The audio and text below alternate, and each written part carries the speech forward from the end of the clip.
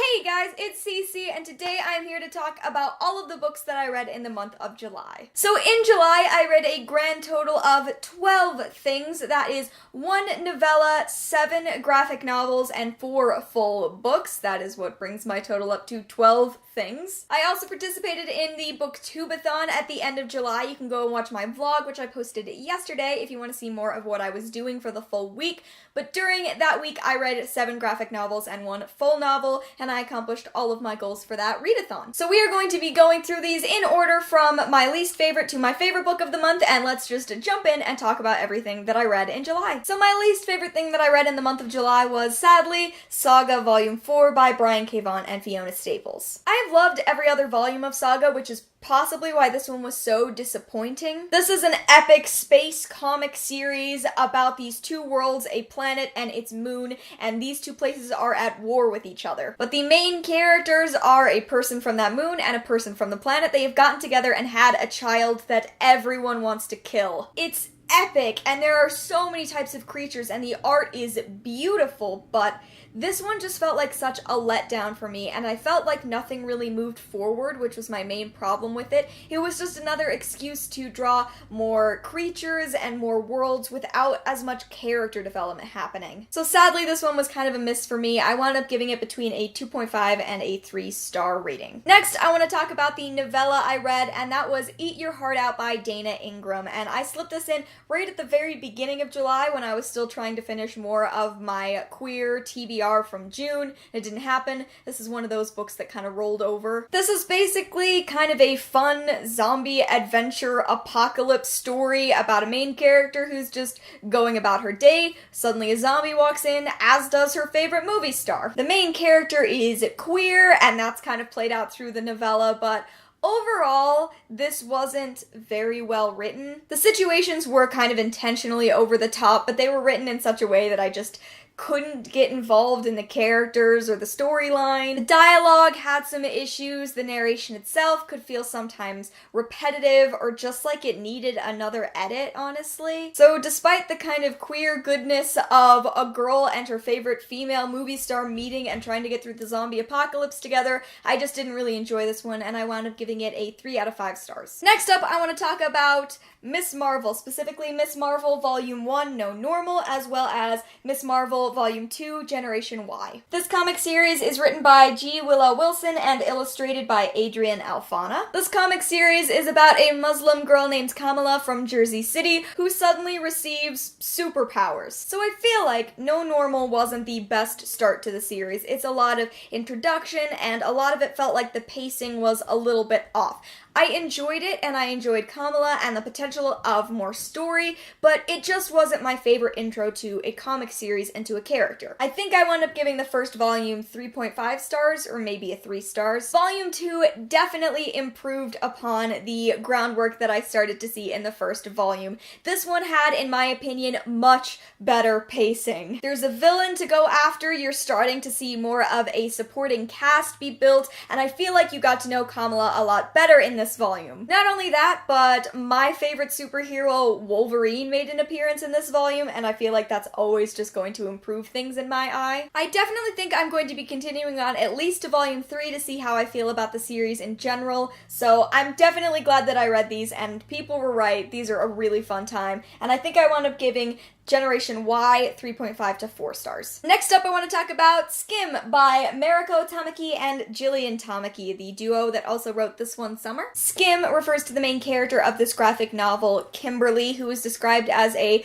not slim, would-be Wiccan goth who goes to an all-girl private school. When the boyfriend of one of the girls at this school commits suicide, the rest of the population kind of spirals. The school kind of goes into overdrive in trying to prevent future suicides and future suicidal thoughts from any of the current population at the private school. As all this is happening, Kimberly feels herself sinking into a deeper and deeper depression as she's also trying to figure out her sexuality, and as she has a somewhat confused relationship with one of her teachers. So I do want to give a warning that there is a little bit of teacher-student relationship that happens in here. Not a ton. It's not super focused on, but it's definitely present, so if that is not your thing, then steer clear. Also, this deals much more heavily with depression and suicidal thoughts than it does with sexuality. Having said all that, I really enjoyed this. I thought it was remarkably well written. It felt authentic and honest and heartbreaking, which I think comes from that honesty. Kimberly is going through this really transitionary period in life, and this just feels like that transitionary period. It's why I liked this one, Summer, so much. It just feels like that movement from childhood into being a teenager, and this one felt like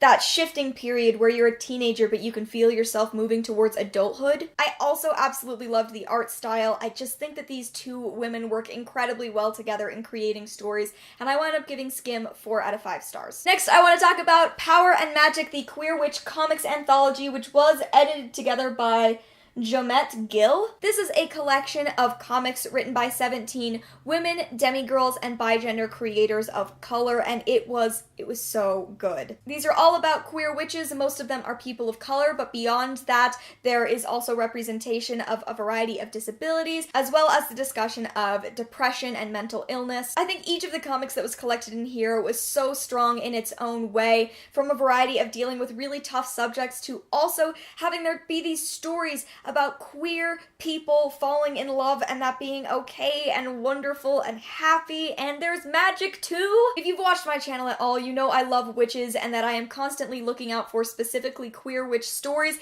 This was exactly the kind of thing I was looking for. I would love to read more by any of the people that had work in here. I would love to see another collection like this. It was just completely worth my time. If you would like to purchase your own copy, I will leave a link in the description below. I highly recommend it. This was excellent, and I gave it 4 out of 5 stars as well. Next up we have El Deafo by Cece Bell, and this is a graphic memoir about Cece and growing up as a deaf child. So this starts when Cece is incredibly young and then chronicles the first few years of her elementary school experience. When she was younger, she went to a class with entirely deaf or hard of hearing children, and then when she gets a little bit older, she ends up at a school where she's the only deaf child. It's mostly about her experience with a phonic ear, which is a huge hearing aid that gets kind of strapped to your chest and enables Cece to hear her teachers more easily when she's at school. And it's about the fact that the phonic ear makes her feel like kind of a superhero because she can hear people all over the school, not just in her immediate vicinity. This was such a charming graphic memoir. It was sweet and wonderful. The art style is so sweet too, which I think just makes the actual content of the book come across that much nicer. It was frustrating and heartfelt and charming and just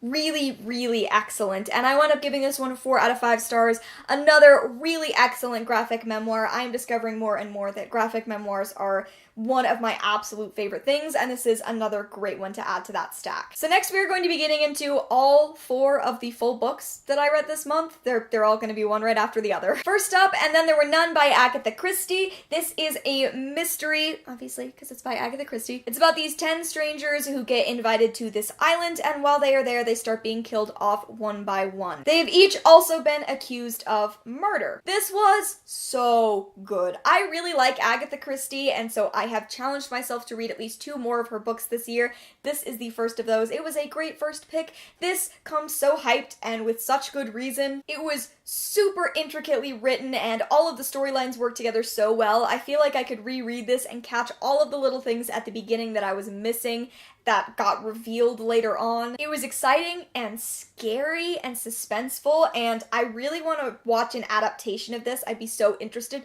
But also, this reminded me a ton of the movie Clue, just without the humor, which was probably intentional. Seriously, if you love mysteries, this is an absolutely fabulous one to pick up. I wound up giving it a 4 out of 5 stars. It was just superb. Next up, I got to read my most anticipated release of the entirety of 2017, The Gentleman's Guide to Vice and Virtue by Mackenzi Lee. This is about a guy named Henry Montague, or Monty, when he goes on his grand tour of Europe. He goes with his sister Felicity, as well as his best friend Percy, who he believes he is harboring an intense unrequited love for, and along the way they run into some issues, go on an epic road trip adventure, and there is romance galore. This was everything it was promised to be. Like, it was not undersold in the least. The romance between Monty and Percy, oh my god, it was so good. I loved the build, I loved them being idiots, and not seeing the true love that they had for one another. I loved that they were friends first. That's one of my favorites. I love when people get to be really, really deep friends before they kind of maybe have feelings for each other. Felicity, Monty's sister, is actually going to get her own book. It's going to be a companion novel, and she's asexual, so that's going to be explored more. But besides that, Monty is bisexual and Percy is biracial. Plus, this book has rep for epilepsy. My one complaint about this book was that I felt like there was a teeny tiny bit of a fantasy element, and I feel like this book did not need that fantasy element. I just wanted a historical fiction romp, and I was just a teeny tiniest bit frustrated that there also had to be fantasy. Sometimes I just want a genre, and I don't need other genres getting in the middle of that. It wasn't a huge issue, and from what I've seen, it is not an issue to a lot of other people. I'm kind of on my own on this one, but everything else about the book was really, really excellent. It was funny and sweet and adventurous, and I can't wait to read it again, and I wound up giving it 4 out of 5 stars. And can we just look at the signature one more time? Can we just look at it? Isn't it beautiful? The next 2 books I want to talk about together because they are a part of a series, and those books are The Raven Boys by Maggie Stiefvater and The Dream Thieves, also by Maggie Stiefvater. These are books 1 and 2 of the Raven cycle. The Raven Boys as a series is kind of impossible to explain, I think, in a way that does it justice. It's about a girl named Blue who's been told that her kiss will cause her true love to die. It's also about a group of 4 boys that Blue calls the Raven Boys and their search for ley lines and a Welsh king. I read this 2 years ago when I first started BookTube, and I went into it entirely unprepared for the kind of story that was going to be in here, because I feel like there's no way to be prepared for the writing and the atmosphere of these books. I just want to let you know, in case you remember how I felt about it the first time, that I enjoyed it so much more the second time. I want to melt into Maggie Stiefvater's writing. Every word that she writes is gorgeous. Her descriptions especially are just so beautiful. They go so much deeper than one layer of description, like, oh, he looked like this. It's always evoking so many different senses at once that it just surrounds you, and I feel like you sink into this book. Also, the thing that these are most loved for is the relationship between the Raven Boys and Blue, and it's so good. Their friendship is awesome, and Blue and how she fits into that is really excellent too. I love how close these 4 boys are, and how well they know each other, and how well they know how to push each other's buttons, but also how well to protect each other. These are fantastical and weird, and I really enjoyed reading this a second time. I wound up giving it 4 out of 5 stars. As far as The Dream Thieves, which is the second book, I never continued on in the series, so it is the first time I read The Dream Thieves, and I liked this more than the first book. This was an excellent addition to the series. So I have to be honest with you, I am really starting to like Ronan after reading this book, but my heart may still belong to Gansey. I love him so much. Every time he says or does something, I'm like, Gansey. I feel like that might change because I keep seeing Ronan change more and more as a character, and I can't wait to follow that more. This was an expansion of the world, of the magic, of the beautiful writing, and of the relationship between these 5 people. I loved scenes set at 300 Fox Way. Oh my god, did I love scenes set there with all of these characters interacting, and it's just so awkward, but also not, and it's wonderful. I wound up giving this book 4.5 out of 5 stars, and I cannot wait to continue on with the series. This was just so good. I really, really am glad that I've decided to go back to this series and give it a second try because I'm loving it now. And the final thing that I have to mention that I read in the month of July is Spell on Wheels, and this is a comic series by Kate Leth, Megan Levins, and Marissa Louise. This is about 3 witches, Andy, Jolene, and Claire, when one of their exes breaks into their house and steals a spell book that they really can't have falling into the wrong hands. He also steals a bunch of other stuff and sells it online, which sends these 3 witches on a road trip across the country to both retrieve their items and seek revenge on the person who broke into their house and stole their stuff. Also, Jolene is queer, at the very least. I don't know about the other 2, but absolutely 100% Jolene is queer, and do you remember how I was talking about witches, and queer witches in particular?